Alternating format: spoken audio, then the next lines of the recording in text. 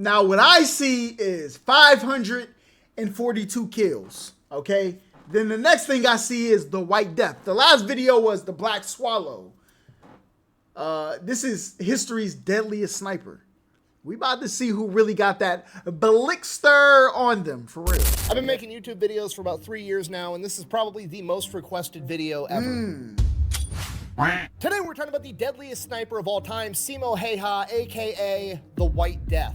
The Finnish have a cultural concept known as sisu, and if you look at it at a glance, it can be easily confused with like tenacity or grit, but it's more than that. Sisu isn't just your ability to grit your teeth and push through adversity. Sisu is the personality trait that allows somebody to intentionally and stoically allow themselves to be immersed with adversity until they either become immune to it or become the adversity themselves. And in 1939, when a 33-year-old, 5-foot-tall Finnish farmer named Simo found himself on the battlefield defending his home, outnumbered 100 to 1, surrounded by death on all sides. Rather than succumb to it, he became death itself. Nicholas, what is this? That's the new CMMG BR4. When did you get it?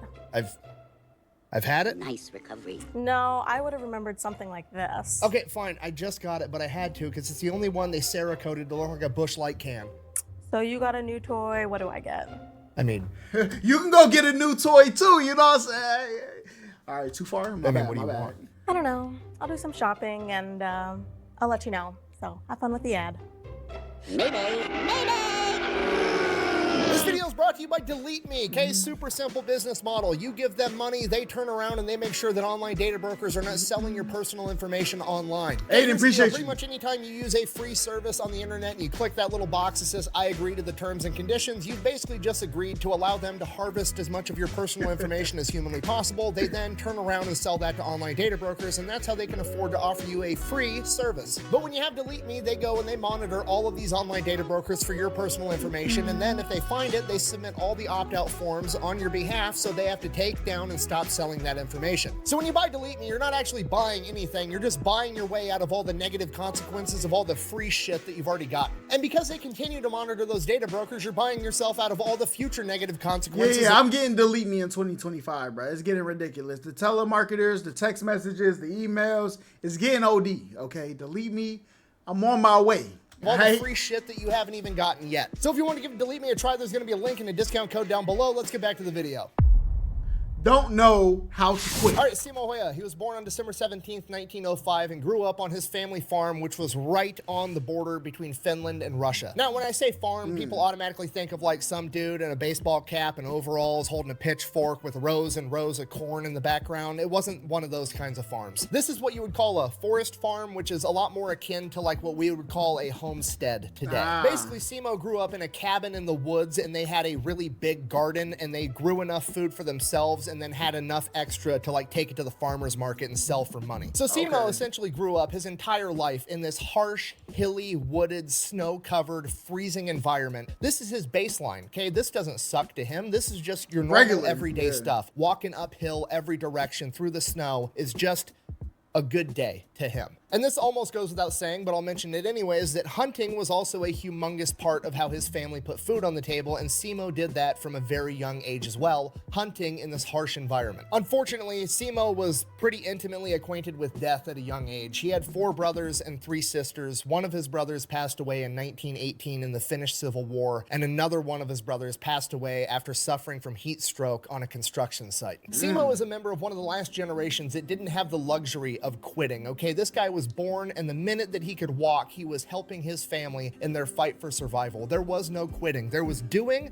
or there was dying. And if you're not picking up what I'm putting down, the point I need you to get from this is Simo's a small guy. He's only 5 foot tall. He's 110 pounds, but he literally doesn't know what quitting is. Things that me and you would call horrific circumstances is just a Tuesday to him. It just doesn't even register that he should be having a bad time. He's literally just happy to be alive. At the age of 17, following in his older brother's footsteps, Simo joins the Finnish Civil Guard, which is equivalent to like the American National Guard.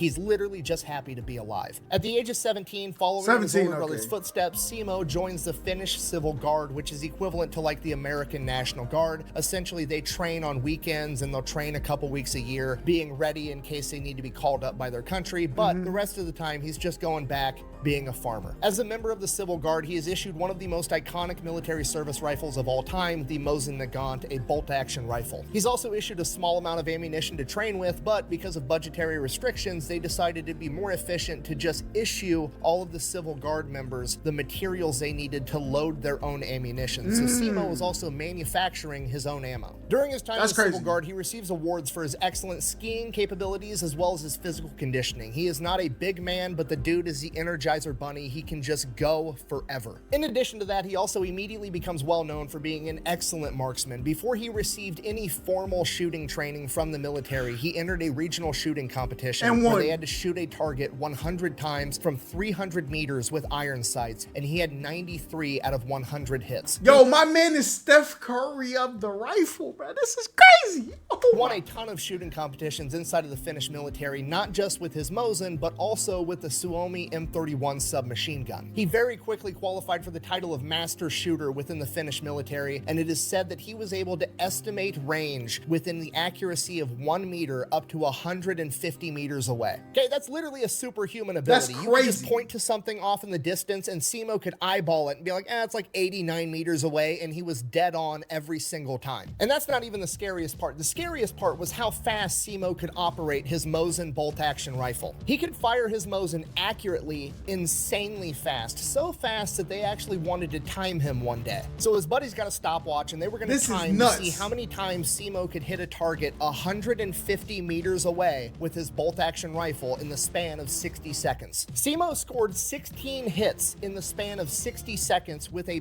bolt-action rifle. He is the one. And just so we're on the same page, the Mosin Nagant only holds 5 rounds in the magazine, meaning that Simo shot the first 6 rounds, because there was one in the chamber, reloaded, shot the next 5, reloaded again, and shot another 5, hitting the target 150 meters away with fucking iron sights every single time. Okay, if you That know is much about guns, this is the insane. only bolt-action rifle I have, but he had to do something like fire 1, 2, 3, 4, 5, reload the gun, and then he did that 2 more times in 60 seconds with 100% accuracy. So Simo is just a natural superhuman level shooter. So this goes on for 2 That years, is and then at the age of crazy. 19, he ends up joining the Finnish active military because at this point in time, Finland has mandatory service of 15 months. And Simo gets attached to a bicycle battalion, which is it's something I honestly can't decide if it's hilarious or terrifying, the image of Simo rolling up to a battlefield on a bicycle. So he serves his 15 months in active duty military, nothing really going on at this point in time. Then he goes back into the Civil Guard and continues being a farmer. And that's pretty much all he's got going on for like the next decade. He's just in the Civil Guard, winning shooting competitions, going back home, taking care of his crops, and going hunting. The shelling of November 26, Manila? 1939, an event known as the Shelling of Manila happens. The real quick, oversimplified version of this is essentially Russia wants to take over Finland. Finland isn't down with that, so Russia now has to come up with a reason to go to war with Finland. They can't find any legitimate reasons, so they fabricate one. Simply put, this is a false flag event. The Russian military shells near a Russian town near the border with Finland. They then turn around and say, well, actually, Finland is trying to shoot artillery at our town, so we're going to go to war with them. Finland obviously denies shelling the Russian town because, well, they didn't actually do it, and they offer over to Russia like, hey, we're willing to let a third-party independent investigator come in and determine what happened. We did not do this. Russia declines and then invades Finland 4 days later. Oh no! Yo, they are ops, bro. What movie is this? Russia sends in 450,000 soldiers to attack Finland. Okay, to put that into perspective, Hold on, let me get that number one more time real quick. Russia sends in 450,000 Jesus Christ. soldiers to attack Finland. Okay, to put that into perspective, the total population, not the military, the total population of Finland at this point in time is about 4 million people. So 25% of the entire Finnish population is getting sent in with guns to attack Finland. And those 450,000 Soviets are being backed up by the Soviet population of 168 million. Seems fair. Calling this a David versus Goliath type situation is putting it mildly. On Yeah. paper, Finland doesn't stand a chance. But Finland does have a couple of things going for it, because in the years leading up to this, Stalin conducted the Great Purge, essentially killing off all of his high-ranking and knowledgeable military leadership because he was worried that they were going to try to overthrow him. So by and large, That is the Soviet nuts. military at this point in time is pretty incompetent. And the Finnish, well, they're Finnish. They've got that going for them. Okay, if you've read enough history, you know there's a couple of quick life hacks if you want to live a long, happy life. You know, like don't smoke, Finnish. eat a good diet, never try to fight the Filipinos in the jungle, and never try to fight the Finnish people in the snow. It's just a bad time. You merely adopted the dark.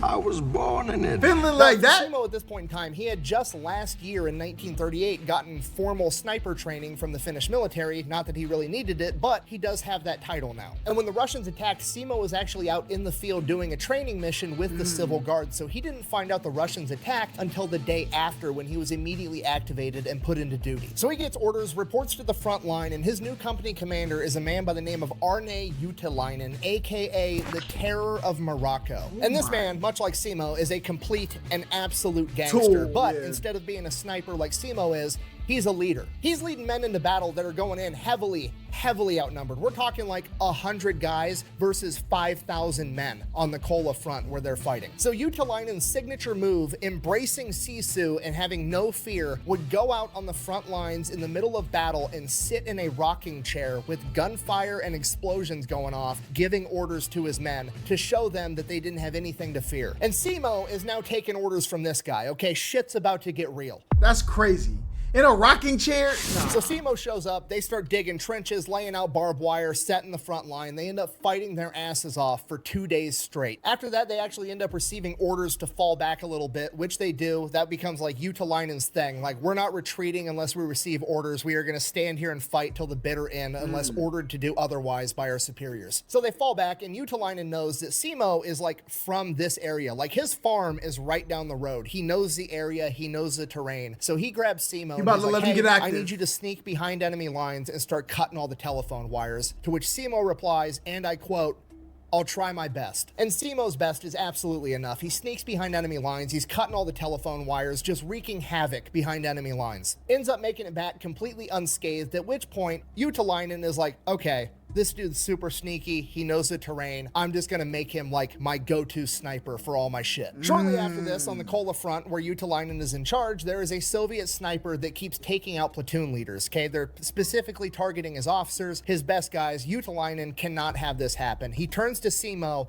basically says, go get him. So that next morning before the sun comes up, Simo goes, has a big breakfast, and then takes off. He goes to the general area where this sniper's been operating, and he inserts himself in, and he builds a little snow berm, and he packs the snow down really tight, and then he pours water all over it so that it freezes into this ice wall, and this becomes one of his signature tactics. And this is brilliant fire. because Simo is planning ahead for failure. He is planning on missing his first shot. He never does, but it never hurts to be ready for the worst possible outcome. You see, because Simo already knows growing up in this environment and hunting his whole life that the first time you fire that bullet, snow is gonna kick up all around you into a giant cloud. And if the other enemy sniper doesn't know where you are, they're gonna know now. So Simo, thinking 10 steps ahead, goes Freezes and the eliminates ice. the snow factor. He turns all the snow around him into ice so that there's nothing to kick up at all. And then he just lays there still all day long, not moving. He's constantly putting ice and snow into his mouth so that his breath doesn't create fog, so that there's no way of possibly seeing this guy. And he waits and he waits all day long, and soon enough the sun starts going down. And as the sun is going down behind Simo, he ends up catching a glint off the enemy sniper's scope, but he's not in a hurry, so he waits. So now he knows where the enemy sniper is, but he's patient, and he just keeps waiting, and he keeps waiting, and the sun keeps going further and further down, and it's getting darker and darker, and soon we're at the point where there's gonna be nothing but starlight in 15 minutes. And at that point, the Soviet sniper just stands the fuck up out of nowhere, like it was the bell just rang, and it's lunchtime at the factory. He just gets up And because got his shift is pieced. over, and he starts walking back to camp, and Simo drops him one shot straight to the head. What an idiot! So Simo reports back to Juutilainen, hey, solved the problem, no issue. It's been like 18 hours and Simo's already got this guy down, and this guy's been wreaking havoc on his men for like a week and a half. So Simo is obviously super legit, at which point Juutilainen basically just lets him off the leash. Like, hey, whatever you're doing, just Keep doing fucking it. keep doing it. Go win. And this is what Simo does every See, that's a real coach right there. They can recognize, you know, you got the skills, you got the talent. I'm not going to let my judgment get in the way of being the best you can be. Let me step to the side and let you do you. Single day. He goes out, he builds his ice berm into a couple of different locations that he has already set up, and he is just picking off Russians left and right. And unlike other snipers at the time that were trying to prioritize high-value targets like officers, Simo absolutely was not, which makes sense because his family farm is right down the road. Like, his family, his friends, where he grew up is literally under attack right now. If you were wearing a Russian uniform and he saw you, you were a dead man. Simo got asked about this later in life, and he replied, and I quote, "I shot when I saw the enemy. I didn't care if they were a leader." Simo is literally treating the front line like it is a shooting gallery at the state fair. There are multiple days where he is logging between 10 and 20 confirmed kills. So at this point, Simo starts to get a ton of notoriety within the Finnish military, and it gets to the point where whenever there's a problem, it doesn't matter if it's a forward observer that's shooting accurate artillery, it doesn't matter if it's an enemy sniper, anywhere on the front line, they would send for Simo and they would pick him up, escort him to that part of the front line, and he would go handle the problem. And the best part about this is you gotta remember, this is Finland in December in 1935. So when they send for Simo, they're sending a reindeer-guided fucking sleigh to pick him up and escort him to wherever there's a problem, and he's gonna go out and solve it. He's like the shitty inverse of Santa Claus, except instead of leaving a lump of coal in your stocking, he's gonna put a piece of lead in your fucking forehead. No witnesses. Lead in your forehead.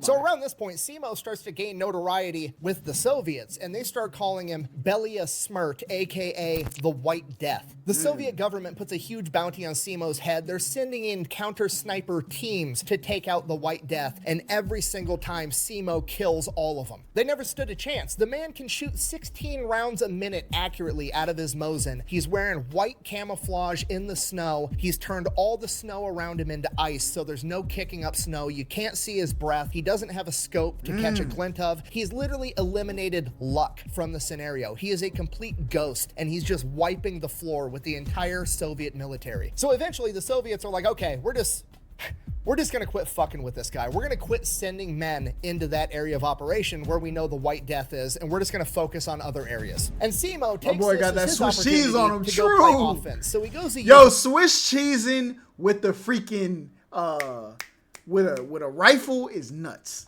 line and is like, hey, give me a squad of guys. I'm going to lead them into battle. We're going to go behind enemy lines, and we're going to take the fight to them. So Simo starts leading a squad past enemy lines at dusk every night, and they would literally ski miles and miles behind enemy lines where the Soviets think they're safe. And back there, they just have these massive bonfires that they're all sitting around eating dinner, drinking, smoking, having a good time at the end of the day. And Simo and his men would ski to within like 100 meters of them, dismount, and low crawl till they were right up on top of them. And then Simo and his men would pop up with submachine guns, mow down all the Russians, and then steal all their equipment, all their guns, all their ammo, all their food, and fucking bounce back to the front line. Okay, it's literally guerrilla warfare on ice. It's absolutely terrifying. And you gotta realize, this is all within the span of like a month. By December 25th, 1935, Simo already had over 100 confirmed kills, and his record was 25 men in a single day. So the That's Soviets crazy. doubled. They tripled their efforts trying to take out the White Death. They start sending in counter sniper teams with forward observers with them,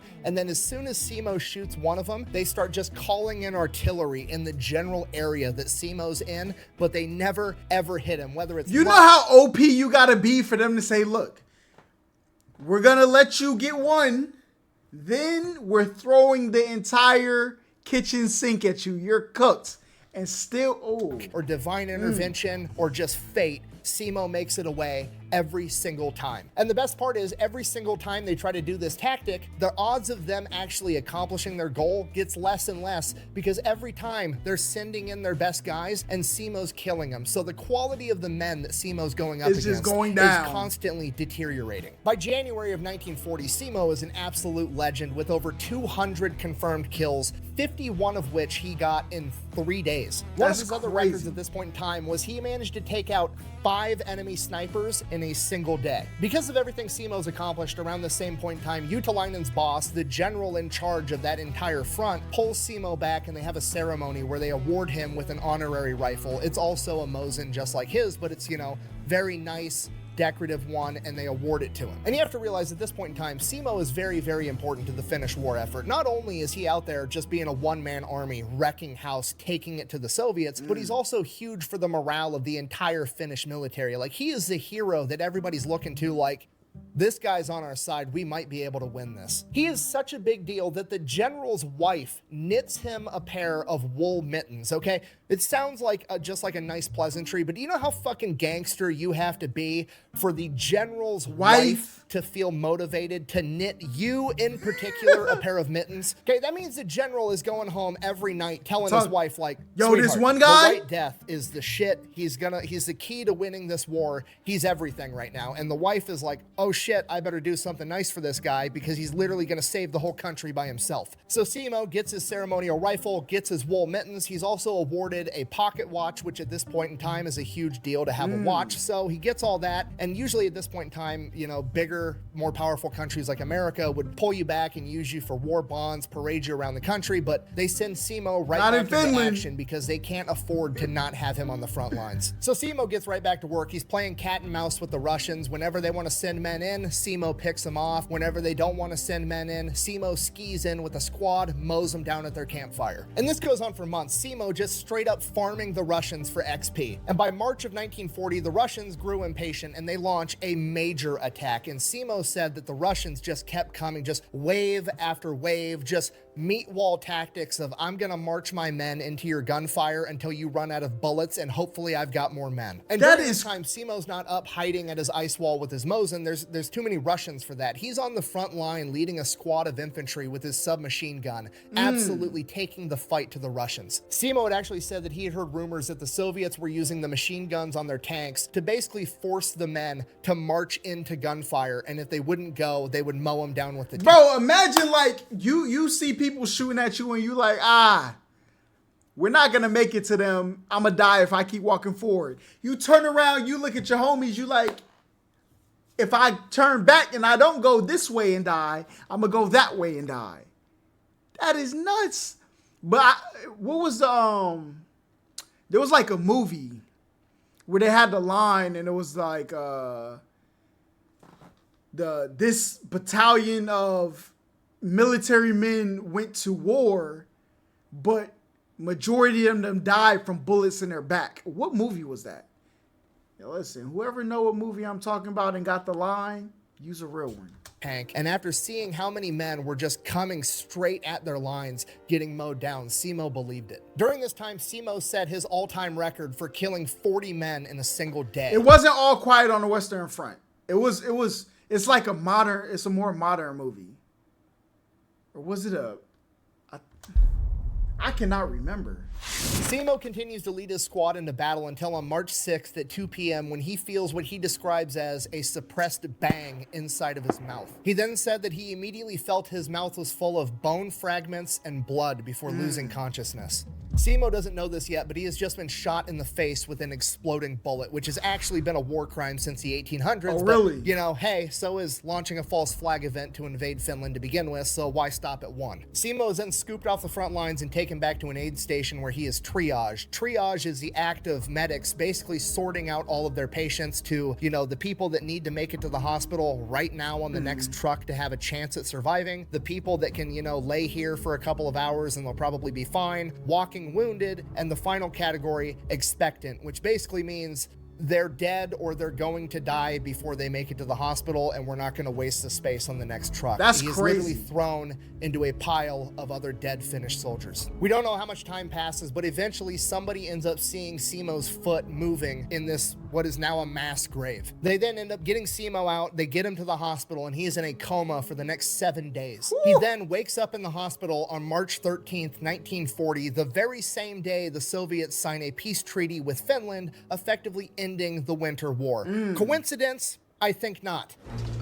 They heard he woke up, they said, what? You're supposed to be dead. Okay, now obviously I'm being facetious, but for real, there's a greater than a 0% chance that the Russian military got a memo like, hey, We thought we killed the White Death. We were wrong. He just woke up. And the Soviet Union is like, fuck this, I'm out. The Finns have the Terminator on their team. There's no other explanation. The dude has to be hacking, okay? He's got over 500 confirmed kills at this point by running around in the hills, no-scoping people, and then we shoot him in the face and he still doesn't die. Not only that, it was an exploding bullet. Literally a war crime because it's so deadly, and the dude just takes a 7-day nap about it and now he's going back into combat. No, we're done. Sign the armistice. Winter war's over. We've had enough.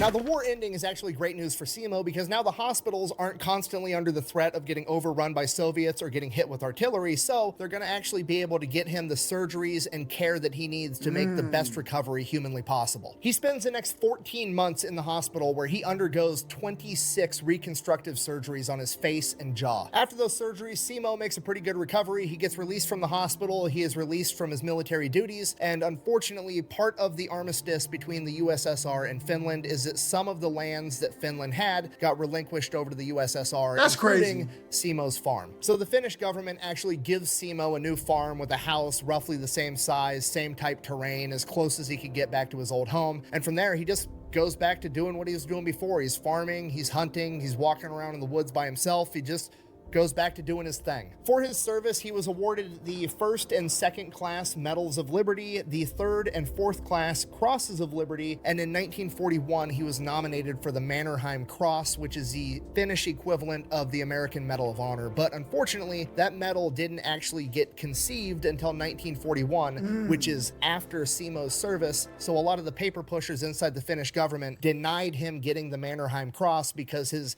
I guess his service was before that award existed, so that wouldn't make sense. So he never actually got the Mannerheim Cross, but the man deserved it 1,000%. That's crazy. The final stats for his short time in combat were 542 confirmed kills, 249 of which were from his Mosin Nagant with nothing but iron sights, and the rest were from his submachine gun. Now, these stats have been criticized by both, historians in academia and internet comment sections today, aka a bunch of people that weren't actually fucking there, but these stats are validated by both his company commander and his company chaplain, the people that were there. And if that wasn't enough, which it should be, but just in case you think it's not, in 2017, well after his passing, his nephew stumbled across Simo's personal memoirs that he had never published, never let anyone else see, that he had written down for himself. And in his personal writings, again, to himself, that he never tried to get published, that he would have absolutely no reason to lie on, he says that he killed well over 500 men. But ultimately, Simo didn't, and probably wouldn't to this day if he was still around, care what you thought, because he wasn't doing it because he wanted the glory. He just went back to farming. He led a humble life. He didn't want to be known as the White Death. He just wanted to be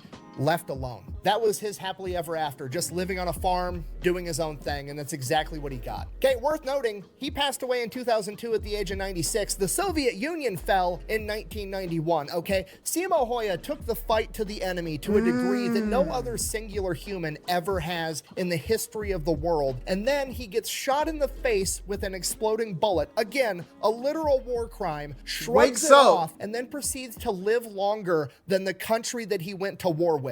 That's crazy. Gangster as fuck. And that is the story of Simo Häyhä, the White Death, the farmer's son that rose to the occasion, defended his country against all odds, showing the enemy the true meaning of Sisu. Thank you for watching. Best way to support the channel is go buy some merch over at thefatelectrician.com. Quack bang out. Bro, Simo's goated, bro. These snipers. Who is considered, is Simo, hold up, it says deadliest. Who is considered the most impactful sniper of all time? Who is considered the GOAT of snipers? For those of y'all who know. The real moral of the story here is you should probably just be nice to everybody because that little 5-foot guy at the grocery store might be the biggest badass of all. True. Bro, I'm not gonna lie, this was a banger. Okay, this was a banger. I wish, you know how they have Fears of Fathom, like the game Fears of Fathom, where they take real stories and they make game shorts out of them. I wish somebody would do that with like military games. Like take like these, like the White Death, and you would have to recreate their story, like from beginning to end. Like it don't gotta be like no extravagant 11-hour gameplay. It could be like a game that take you 3-4 hours to beat. You play through their story. I feel like it'll be a banger. You know what I'm saying? But so when the metal hit his mug, he just sunk in place. 100K Holla, chillin' Bahamas. Come home to your crib and throw in your mama.